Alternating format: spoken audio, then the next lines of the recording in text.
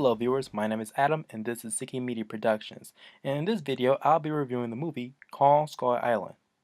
Kong Skull Island came out in 2017 and is the second movie in the Monsterverse franchise, a series of films that is developed and distributed by Warner Brothers and Legendary Pictures. Continuing my series part of the 65th anniversary of Godzilla on this channel, I feel as though Kong Skull Island is an appropriate fit given the fact that Kong is part of the Monsterverse, which is mainly inspired by Toho's Godzilla series back in Japan. Later down the line, basically in 2020, Godzilla and Kong will meet up once again in the film Godzilla vs. Kong, essentially a reimagining of the King Kong vs. Godzilla back in 1962. A film that I'm pretty sure is going to be taken a lot more seriously as opposed to the classic but yet campy film of that era. So what immediately sets this film apart from Godzilla 2014 is its tone. This one takes a little more light-hearted approach to its material, but yet still managed to respect the history of the character of Kong and his mythos.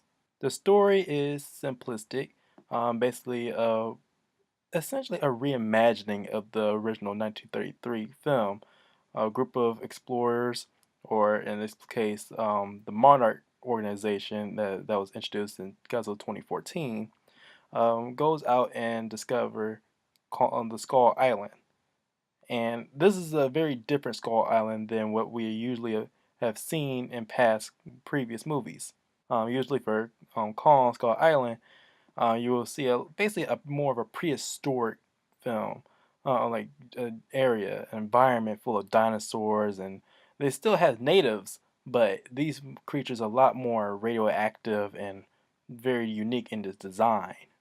Kong in particular, this is more inspired by Toho's iteration of Kong, given that this is the largest Kong put to film as of yet. They're doing this because, like I said, this is going to be this version of Kong will be going up against Godzilla. But just minus all the connections to Godzilla 2014, the story still manages to be a standalone outing. Something that I do like because most sequels they tend to like build off and like basically want to make a film that's setting up for other sequels, but you can basically see this as its own film. There's not really a lot of complexity to the plot, as opposed to a group of people venturing to the island and they find out that it is a big mistake, so they have to go escape from it. But up until then, it's a very fun ride. The characters themselves, mainly the military group, they joke around. Part of my favorite cast member in this film is John C. Reilly, a veteran of 1942. Like he's basically became among the natives in Skull Island, and a very good crowd pleaser. This film is a period piece like the previous Kong movies, but as opposed to taking place in the 30s, this film takes place in the 70s during the time where the Monarch organization is down on its luck and basically hoping that they can find something to help keep that organization running.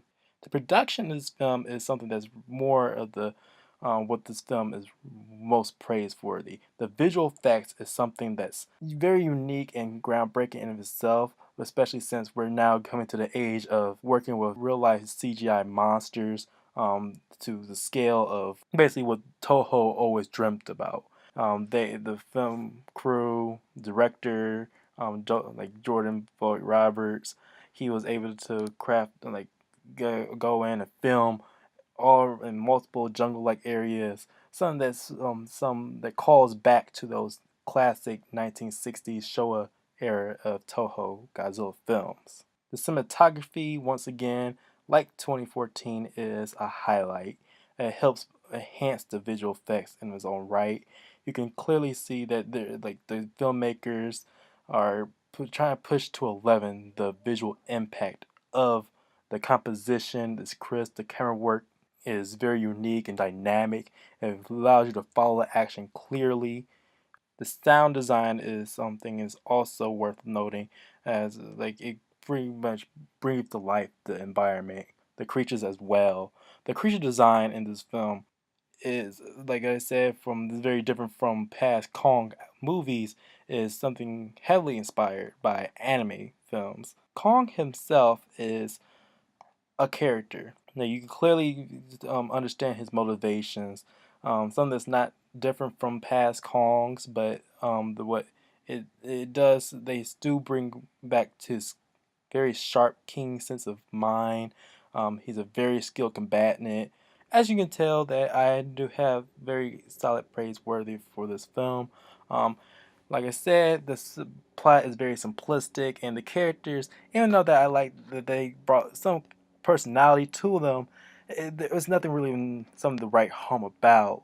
The cast members, they do serve the film justice, as far as the tone wise, and but the production is the reason why most people come to these movies anyway, because they want to see giant monsters do what they can, destroy or fight one another. It's a very fun time at the movies. I give this film a good rating, and hope to see much more going forward. My name is Adam, and this has been a Seeking Media Productions. Make sure to like, share, and subscribe, and I hope that you see other great videos on this channel.